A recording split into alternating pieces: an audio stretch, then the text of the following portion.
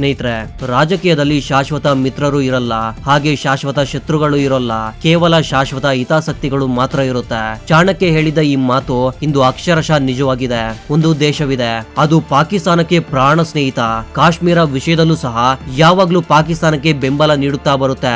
ಟರ್ಕಿಗೆ ತಮ್ಮನಂತ ದೇಶ ಅದು. ಆದ್ರೆ ಇಂದು ಅದೇ ದೇಶ ಭಾರತದೊಂದಿಗೆ $ಬಿಲಿಯನ್ ಡೀಲ್ ಅನ್ನ ಮಾಡ್ತಾ ಇದೆ. ರಹಸ್ಯವಾಗಿ ತೈಲ ಮಾರುತ್ತಿದೆ, ನಮ್ಮ ಕಂಪನಿಗಳಿಗೆ ಪಾಲುಗಳನ್ನ ನೀಡ್ತಾ ಇದೆ. ಅಷ್ಟಕ್ಕೂ ಏನಾಗುತ್ತಿದೆ? ಪಾಕಿಸ್ತಾನ ಟರ್ಕಿಯ ಐರನ್ ಬ್ರದರ್ ಆದ ಅಜರ್ಬೈಜಾನ್ ಅಕಸ್ಮಾತ್ ಆಗಿ ಭಾರತದ ಕಡೆಗೆ ಏಕೆ ನೋಡ್ತಾ ಇದೆ? ಭಾರತ ತನ್ನ ಕಟ್ಟ ಶತ್ರುವಾದ ಅರ್ಮೇನಿಯಾಗೆ ಆಯುಧಗಳನ್ನ ನೀಡುತ್ತಲೇ ಅರ್ಮೇನಿಯಾ ಶತ್ರುವಾದ ಅಜರ್ಬೈಜಾನ್ ನೊಂದಿಗೆ ತೈಲ ಡೀಲ್ ಹೇಗೆ ಮಾಡಿಕೊಂಡಿತು?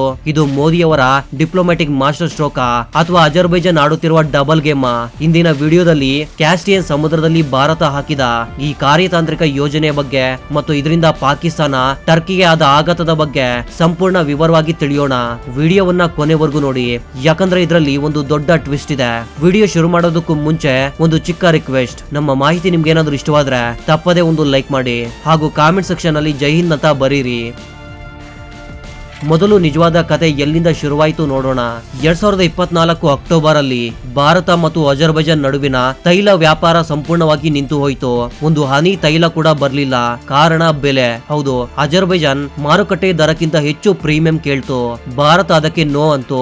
ಹೊರಗಿನ ಪ್ರಪಂಚ ಏನು ಭಾವಿಸ್ತೆಂದರೆ ಪಾಕಿಸ್ತಾನದ ಒತ್ತಡದಿಂದಲೇ ಅಜರ್ಬೈಜಾನ್ ಭಾರತಕ್ಕೆ ತೈಲ ನಿಲ್ಲಿಸ್ತು ಎಂದು.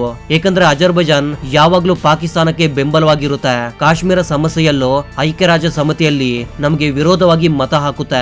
ಆದ್ರೆ ತೆರೆಮರೆಯಲ್ಲಿ ನಿಜವಾದ ಸಿನಿಮಾ ಬೇರೆಯೇ ನಡೀತು. ಸುಮಾರು 10 ತಿಂಗಳ ಕಾಲ ನಿಶಬ್ದ. ಆದ್ರೆ ಆಗಸ್ಟ್ 2025ರಲ್ಲಿ ಅಕಸ್ಮಾತ್ ಆಗಿ ಒಂದು ಸುದ್ದಿ ಹೊರಬಂತು. ಭಾರತ ಮತ್ತು ಅಜರ್ಬೈಜಾನ್ ಮತ್ತೆ ಕೈಕುಲುಕಿದರು. ಆಗಸ್ಟ್ ತಿಂಗಳಲ್ಲಿ ಒಟ್ಟು 10,747 ಟನ್ ಕಚ್ಚಾ ತೈಲ ಭಾರತಕ್ಕೆ ಬಂತು. ಇದರ ಮೌಲ್ಯ ಸುಮಾರು 68 ಕೋಟಿ. ನಿಮ್ಗೆ ಅನಿಸಬಹುದು, 100 ಕೋಟಿ ಖರ್ಚು ಮಾಡುವ ಭಾರತಕ್ಕೆ 68 ಕೋಟಿ ಯಾವ ಲೆಕ್ಕ ಅಂತ. ಆದ್ರೆ ಸ್ನೇಹಿತರೆ, ಇಲ್ಲಿ ಕ್ವಾಂಟಿಟಿ ಮುಖ್ಯವಲ್ಲ, ಸಂಬಂಧದ ಗುಣಮಟ್ಟ ಮುಖ್ಯ. ಇದು ಕೇವಲ ತೈಲ ಡೀಲ್ ಅಲ್ಲ, ಇದು ಒಂದ್ ರೀತಿ ಎಂಟ್ರಿ. ಪಾಕಿಸ್ತಾನ ಟರ್ಕಿಯ ಕಣ್ಣನ್ನ ಮುಚ್ಚಿ ಅಜರ್ಬೈಜಾನ್ ಭಾರತದೊಂದಿಗಿನ ಬಾಂಧವ್ಯವನ್ನ ಮರುಸ್ಥಾಪಿಸಿಕೊಂಡಿತು. ಇದು ಪಾಕಿಸ್ತಾನಕ್ಕೆ ಅರಗಿಸಿಕೊಳ್ಳಲಾಗದ ವಿಷಯ. ಅಷ್ಟಕ್ಕೂ ಭಾರತಕ್ಕೆ ಅಜರ್ಬೈಜಾನ್ ಯಾಕೆ ಅಷ್ಟೊಂದು ಮುಖ್ಯ? ಭಾರತ ತನ್ನ ತೈಲ ಅಗತ್ಯಗಳಲ್ಲಿ 85% ಆಮದು ಮೇಲೆ ಅವಲಂಬಿತವಾಗಿದೆ. ನಾವು ಹೆಚ್ಚಾಗಿ ಸೌದಿ, ಇರಾಕ್, ರಷ್ಯಾದಿಂದ ಖರೀದಿ ಮಾಡ್ತೇವೆ. ಆದ್ರೆ ಮಧ್ಯಪ್ರಾಚ್ಯದಲ್ಲಿ ಯಾವಾಗ ಯುದ್ಧ ಬರುತ್ತೋ ಗೊತ್ತಿಲ್ಲ. ಇಸ್ರೇಲ್ ಹಮಾಸ್ ಯುದ್ಧದಂತೆ ರಷ್ಯಾ ಮೇಲೆ ಅಮೆರಿಕ ನಿರ್ಬಂಧಗಳ ಭಯ ಇದೆ. ಆದ್ದರಿಂದ ಭಾರತ ಹೊಸ ಆಯ್ಕೆಗಳನ್ನ ಹುಡುಕ್ತಾ ಇದೆ. ಅಜರ್ಬೈಜಾನ್ ಬಳಿ ಭಾರಿ ಪ್ರಮಾಣದ ತೈಲ ಮತ್ತು ಅನಿಲ ಸಂಪತ್ತಿದೆ. ಅದು ಕ್ಯಾಸ್ಪಿಯನ್ ಸಮುದ್ರದ ದಡದಲ್ಲಿದೆ. ಅಷ್ಟೇ ಅಲ್ಲ, ಅಜರ್ಬೈಜಾನ್ ನಿಂದ ಬರುವ ತೈಲ ಇರಾನ್ ಮಾರ್ಗವಾಗಿ ಬರದು. ಅದು ಜಾರ್ಜಿಯಾ, ಟರ್ಕಿ ಮಾರ್ಗದ ಪೈಪ್ಲೈನ್ ಮೂಲಕ ಯುರೋಪ್ಗೆ ಹೋಗುತ್ತೆ. ಅಂದ್ರೆ ಭೌಗೋಳಿಕ ರಾಜಕೀಯ ಅಪಾಯ ತುಂಬಾನೇ ಕಡಿಮೆ. ಭಾರತ ಹಾಕಿದ ಯೋಜನೆ ಏನಂದ್ರೆ, ಅರಬ್ ದೇಶಗಳಲ್ಲಿ ಗಲಾಟೆಯಾದ್ರೆ ನಮ್ಗೆ ಅಜರ್ಬೈಜಾನ್ ಬ್ಯಾಕಪ್ ಆಗಿ ಇರುತ್ತೆ. ಇಲ್ಲಿಯೇ ಭಾರತ ತನ್ನ ನಿಜವಾದ ಬುದ್ಧಿವಂತಿಕೆಯನ್ನ ತೋರಿಸ್ತು. ನಾವು ಕೇವಲ ಗ್ರಾಹಕರಂತೆ ತೈಲವನ್ನ ಖರೀದಿಸಿ ಸುಮ್ಮನಾಗ್ಲಿಲ್ಲ. ಭಾರತ ಸರ್ಕಾರಿ ಕಂಪನಿ ONGC ವಿದೇಶಿ ಲಿಮಿಟೆಡ್ ಅಜರ್ಬೈಜಾನ್ ನ ಸಮುದ್ರ ಕ್ಷೇತ್ರಗಳಲ್ಲಿ ಪಾಲುದಾರನಾಗಿ ಮಾರ್ಪಟ್ಟಿದೆ. ACG ಫೀಲ್ಡ್ ಇದು ಪ್ರಪಂಚದ ಅತಿ ದೊಡ್ಡ ತೈಲ ಕ್ಷೇತ್ರಗಳಲ್ಲಿ ಒಂದು. ಇದರಲ್ಲಿ ಭಾರತಕ್ಕೆ ಈಗ ಸುಮಾರು 3% ಪಾಲಿದೆ. BTC ಪೈಪ್ಲೈನ್ ಅಂದ್ರೆ ಬಾಕು ಟಿಬಿಲಿಸ್ ಸೆಹಾನ್ ಪೈಪ್ಲೈನ್, ಇದು ಅಜರ್ಬೈಜಾನ್ ತೈಲವನ್ನ ಯುರೋಪ್ಗೆ ಕೊಂಡೊಯ್ಯುತ್ತದೆ. ಇದರಲ್ಲಿಯೂ ಭಾರತಕ್ಕೆ 3% ಪಾಲಿದೆ. ಇದರ ಅರ್ಥ ಏನಂದ್ರೆ, ಅಜರ್ಬೈಜಾನ್ ನಿಂದ ಯುರೋಪ್ಗೆ ಹೋಗುವ ಪ್ರತಿ ಬ್ಯಾರೆಲ್ ತೈಲದ ಮೇಲೆ ಭಾರತಕ್ಕೆ ಲಾಭ ಬರುತ್ತೆ. ನಾವು ಕೇವಲ ಖರೀದಿದಾರರಲ್ಲ, ಈಗ ಮಾಲೀಕರು ಆಗಿದ್ದೇವೆ. ಇದು ಅಜರ್ಬೈಜಾನ್ಗೂ ಲಾಭದಾಯಕ. ಏಕೆಂದರೆ ಭಾರತದಂತಹ ದೊಡ್ಡ ಮಾರ್ಕೆಟ್ ಸಿಕ್ಕರೆ ಅವರ ಆರ್ಥಿಕತೆ ಸ್ಥಿರವಾಗುತ್ತೆ. ಈಗ ಅಸಲಿ ಟ್ವಿಸ್ಟ್ ಬಗ್ಗೆ ಮಾತಾಡೋಣ. ಒಂದು ಕಡೆ ಅಜರ್ಬೈಜಾನ್ ನೊಂದಿಗೆ ತೈಲ ಡೀಲ್ ಗಳನ್ನ ಮಾಡುತ್ತಲೇ ಮತ್ತೊಂದು ಕಡೆ ಭಾರತ ಅಜರ್ಬೈಜಾನ್ ಶತ್ರುವಾದ ಅರ್ಮೇನಿಯಾಗೆ ಆಯುಧಗಳನ್ನ ಮಾರ್ತಾ ಇದೆ. ಪಿನಾಕ ರಾಕೆಟ್ ಲಾಂಚರ್ಗಳು, ಆಕಾಶ್ ಕ್ಷಿಪಣಿಗಳು, ಸ್ವಾತಿ ರಾಡರ್ಗಳು ಇವೆಲ್ಲವನ್ನ ಭಾರತ ಅರ್ಮೇನಿಯಾಗೆ ನೀಡಿದೆ. ಈ ಆಯುಧಗಳನ್ನ ಬಳಸಿ ಅರ್ಮೇನಿಯಾ ಅಜರ್ಬೈಜಾನ್ ನೊಂದಿಗೆ ಯುದ್ಧ ಮಾಡುತ್ತಿದೆ. ಸಾಮಾನ್ಯವಾಗಿ ಯಾವ ದೇಶವಾದ್ರೂ ತನ್ನ ಶತ್ರುವಿಗೆ ಆಯುಧ ನೀಡುವ ದೇಶದೊಂದಿಗೆ ವ್ಯಾಪಾರ ಮಾಡೋದು. ಆದ್ರೆ ಅಜರ್ಬೈಜಾನ್ ಮಾಡ್ತಾ ಇದೆ. ಯಾಕಂದ್ರೆ ವ್ಯಾಪಾರ ಬೇರೆ, ಯುದ್ಧ ಬೇರೆ. Business is business. ಅಜರ್ಬೈಜಾನ್ಗೆ ಗೊತ್ತು, ಪಾಕಿಸ್ತಾನ ಕೇವಲ ಮಾತುಗಳನ್ನ ಹೇಳುತ್ತೆ, ಆದ್ರೆ ಹಣ ನೀಡದು. ಏಕೆಂದ್ರೆ ಪಾಕ್ ಬಳಿಯೇ ಹಣವಿಲ್ಲ. ಟರ್ಕಿ ಭಾವನಾತ್ಮಕ ಬೆಂಬಲ ನೀಡುತ್ತೆ, ಆದ್ರೆ ಭಾರತ ಹಾರ್ಡ್ ಕ್ಯಾಶ್ ಅನ್ನ ನೀಡುತ್ತೆ, ಹೂಡಿಕೆಗಳನ್ನ ತರುತ್ತದೆ. ಆದ್ದರಿಂದ ಭಾರತ ಅರ್ಮೇನಿಯಾಗೆ ಆಯುಧ ನೀಡ್ತಾ ಇದ್ರು, ಅಜರ್ಬೈಜಾನ್ ಭಾರತದೊಂದಿಗೆ ತೈಲ ಡೀಲ್ ಮುಂದುವರಿಸಿತು. ಇದೇ ಮೋದಿಯ ರಿಯಲ್ ಪಾಲಿಟಿಕ್ಸ್ ನ ವಿಜಯ. ಈ ಡೀಲ್ ನೋಡಿ ಇಸ್ಲಾಮಾಬಾದ್ ಮತ್ತು ಅಂಕಾರದಲ್ಲಿ ಫ್ಯೂಸ್ಗಳು ಹೆಗರೋದ್ವು. ಪಾಕಿಸ್ತಾನ ಯಾವಾಗ್ಲೂ ಮುಸ್ಲಿಂ ಬ್ರದರ್ಹುಡ್ ಎಂದು ಅಜರ್ಬೈಜಾನ್ ಸುತ್ತ ತಿರುಗುತ್ತೆ. ನಮ್ಗೆ ಅಗ್ಗದ ತೈಲ ನೀಡಿ, ಸಾಲ ನೀಡಿ ಎಂದು ಕೇಳುತ್ತೆ. ಆದ್ರೆ ಅಜರ್ಬೈಜಾನ್ ಏನು ಮಾಡ್ತು? ಪಾಕಿಸ್ತಾನಕ್ಕೆ ಖಾಲಿ ಕೈ ತೋರಿಸಿ ಭಾರತದೊಂದಿಗೆ ಕೈ ಜೋಡಿಸ್ತು. ಟರ್ಕಿ ಅಧ್ಯಕ್ಷ ಎರ್ದೋಗಾನ್ ಯಾವಾಗ್ಲೂ ಭಾರತಕ್ಕೆ ವಿರೋಧವಾಗಿ ಮಾತಾಡ್ತಾರೆ. ಆದ್ರೆ ಈಗ ತನ್ನ ಮಿತ್ರ ದೇಶ ಅಜರ್ಬೈಜಾನ್ ಭಾರತಕ್ಕೆ ತೈಲ ಮಾರ್ತಾ ಇದ್ರು ಏನು ಮಾಡಲಾಗ್ತಿಲ್ಲ. ಏಕೆಂದ್ರೆ ಅಜರ್ಬೈಜಾನ್ಗೆ ಗೊತ್ತು, ಪಾಕಿಸ್ತಾನದ ಸ್ನೇಹ ಅವರ ಹೊಟ್ಟೆಯನ್ನ ತುಂಬಿಸೋದಿಲ್ಲ, ಆದ್ರೆ ಭಾರತದೊಂದಿಗಿನ ವ್ಯಾಪಾರ ಅವರ ಖಜಾನೆಯನ್ನ ತುಂಬಿಸುತ್ತೆ ಎಂದು. ಈ ಡೀಲ್ ಹಿಂದೆ ಚೀನಾ ರಷ್ಯಾ ಆಂಗಲ್ ಕೂಡ ಇದೆ. ಚೀನಾ ತನ್ನ ಬೆಲ್ಟ್ ಅಂಡ್ ರೋಡ್ ಅಂದ್ರೆ BRI ಯೋಜನೆಯಲ್ಲಿ ಅಜರ್ಬೈಜಾನ್ ನ ಬಳಸಿಕೊಳ್ಳಲು ನೋಡುತ್ತಿದೆ.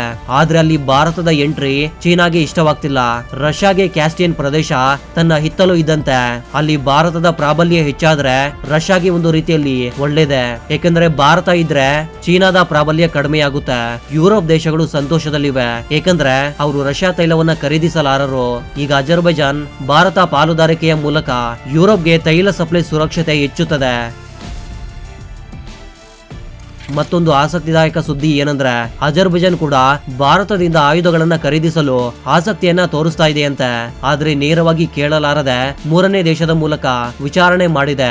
ಭಾರತ ಮಾತ್ರ ಸ್ಪಷ್ಟವಾಗಿ ಹೇಳಿದೆ, ನಮ್ಗೆ ಕಳ್ಳ ವ್ಯವಹಾರ ಬೇಡ, ಬೇಕಿದ್ರೆ ನೇರವಾಗಿ ಬನ್ನಿ. ಆದ್ರೆ ಅರ್ಮೇನಿಯಾಗೆ ಆಯುಧ ನೀಡುವುದನ್ನ ನಿಲ್ಸೋದಿಲ್ಲ. ಇದು ನ್ಯೂ ಇಂಡಿಯಾದ ಧೈರ್ಯ. ನೀವು ನಮ್ಮ ಬಳಿ ತೈಲವನ್ನ ಮಾರಿ, ಆದ್ರೆ ನಮ್ಮ ವಿದೇಶ ನೀತಿಗಳಿಗೆ ಆದೇಶ ಮಾಡೋದಕ್ಕೆ ಬರಬೇಡಿ ಎಂದು ಭಾರತ ಸ್ಪಷ್ಟಗೊಳಿಸಿದೆ. ಈ ಪೂರ್ತಿ ಘಟನೆ ನಮ್ಗೆ ಏನನ್ನ ಕಲಿಸುತ್ತದೆ? ಭಾರತ ಈಗ ಜಾಗತಿಕ ಆಟಗಾರ. ನಾವು ಭಾವನೆಗಳಿಂದ ಅಲ್ಲ, ದೇಶದ ಹಿತಾಸಕ್ತಿಗಳನ್ನ ದೃಷ್ಟಿಯಲ್ಲಿಟ್ಕೊಂಡು ನಿರ್ಧಾರಗಳನ್ನ ತೆಗೆದುಕೊಳ್ತಾ ಇದೀವಿ.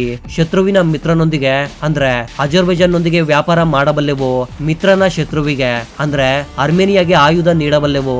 ಎರಡೂ ದೋಣಿಗಳಲ್ಲಿ ಕಾಲಿಟ್ಟು ಪ್ರಯಾಣ ಮಾಡುವುದು ಕಷ್ಟ ಎಂತಾರೆ. ಆದ್ರೆ ಭಾರತ ಈ ಕಲೆಯಲ್ಲಿ ಈಗ PhD ಮಾಡಿದೆ. ಪಾಕಿಸ್ತಾನ, ಟರ್ಕಿ ಕೇವಲ ಧರ್ಮದ ಹೆಸರಲ್ಲಿ ರಾಜಕೀಯವನ್ನ ಮಾಡ್ತಾ ಇದ್ರೆ ಭಾರತ ಆರ್ಥಿಕ ಶಕ್ತಿ ಮತ್ತು ಕಾರ್ಯತಾಂತ್ರಿಕ ಯೋಜನೆಗಳಲ್ಲಿ ಮುಂದುವರಿಯುತ್ತಿದೆ. ಸ್ನೇಹಿತರೆ, ಈ ಡೀಲ್ ಹಿಂದೆ ಮತ್ತೊಂದು ದೊಡ್ಡ ಲಾಜಿಸ್ಟಿಕ್ ಯೋಜನೆ ಕೂಡ ಇದೆ.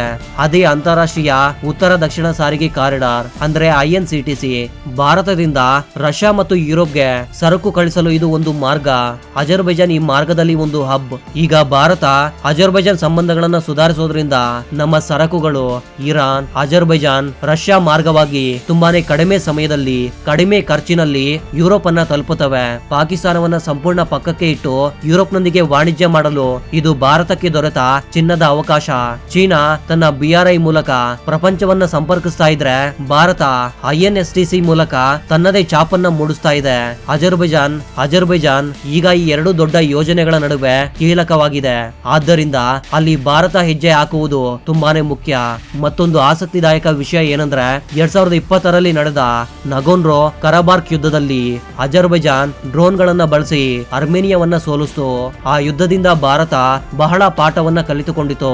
ಈಗ ನಾವು ಅಜರ್ಬೈಜಾನ್ ನೊಂದಿಗೆ ಸ್ನೇಹ ಮಾಡೋದ್ರಿಂದ ಅವರು ಟರ್ಕಿ ಮತ್ತು ಇಸ್ರೇಲ್ ನಿಂದ ಖರೀದಿಸಿದ ಅತ್ಯಾಧುನಿಕ ಡ್ರೋನ್ ತಂತ್ರಜ್ಞಾನವನ್ನ ನಾವು ಹತ್ತಿರದಿಂದ ಗಮನಿಸಬಹುದು. ಶತ್ರುವಿನ ಬಲ ಏನು ಎಂದು ತಿಳಿದ್ರೆ ಮಾತ್ರ ನಾವು ಅದಕ್ಕೆ ಪ್ರತಿರೋಧ ತಯಾರಿಸಬಲ್ಲೆವು.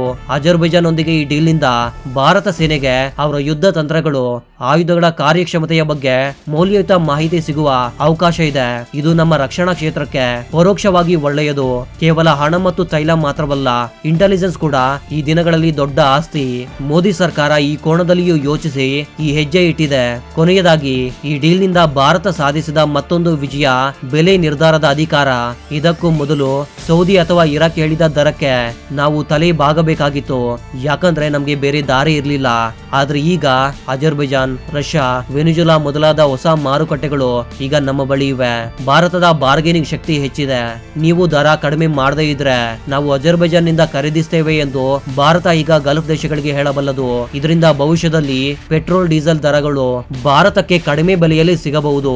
ಇದ್ರ ಬಗ್ಗೆ ನೀವೇನ್ ಹೇಳ್ತೀರಾ ಸ್ನೇಹಿತರೆ? ಭಾರತ ಎರಡು ಕಡೆಗಳಲ್ಲಿ ಅರ್ಮೇನಿಯಾ, ಅಜರ್ಬೈಜಾನ್ ನೊಂದಿಗೆ ಸಂಬಂಧ ನಡೆಸುವುದು ಸರಿಯೇ? ಪಾಕಿಸ್ತಾನಕ್ಕೆ ಸರಿಯಾದ ಶಿಕ್ಷೆ ಆಯ್ತೆ? ನಿಮ್ಮ ಅಭಿಪ್ರಾಯವನ್ನ ಕೆಳಗಡೆ ಕಾಮೆಂಟ್ ಬಾಕ್ಸ್ ಅಲ್ಲಿ ತಿಳಿಸಿ. ಹಾಗೆ ಜೈ ಹಿಂದ್ ಎಂದು ಟೈಪ್ ಮಾಡುವುದನ್ನ ಮರಿಬೇಡಿ. ಈ ವಿಡಿಯೋ ಇಷ್ಟವಾದ್ರೆ ಲೈಕ್ ಮಾಡಿ. ನಮ್ಮ ದೇಶದ ದೌತ್ಯ ವಿಜಯವನ್ನ ಎಲ್ಲರಿಗೂ ತಿಳಿಸಲು ಶೇರ್ ಮಾಡಿ. ಇಂತಹ ಮತ್ತಷ್ಟು ಆಸಕ್ತಿದಾಯಕ ಭೌಗೋಳಿಕ ರಾಜಕೀಯ ವಿಡಿಯೋಗಳಿಗಾಗಿ ನಮ್ಮ ಚಾನೆಲ್ ಅನ್ನ ಸಬ್ಸ್ಕ್ರೈಬ್ ಮಾಡ್ಕೊಳ್ಳಿ. ಹಾಗೆ ಪಕ್ಕದಲ್ಲಿ ಬರುವ ಬೆಲ್ ಐಕನ್ ನ ಒತ್ತಿ. ಇದೇ ರೀತಿಯ ಮತ್ತೊಂದು ಇಂಟ್ರೆಸ್ಟಿಂಗ್ ಆದ ವಿಡಿಯೋದ ಜೊತೆ ಮತ್ತೆ ಸಿಗೋಣ. ಅಲ್ಲಿವರೆಗೂ ಜೈ ಹಿಂದ್, ಜೈ ಕರ್ನಾಟಕ.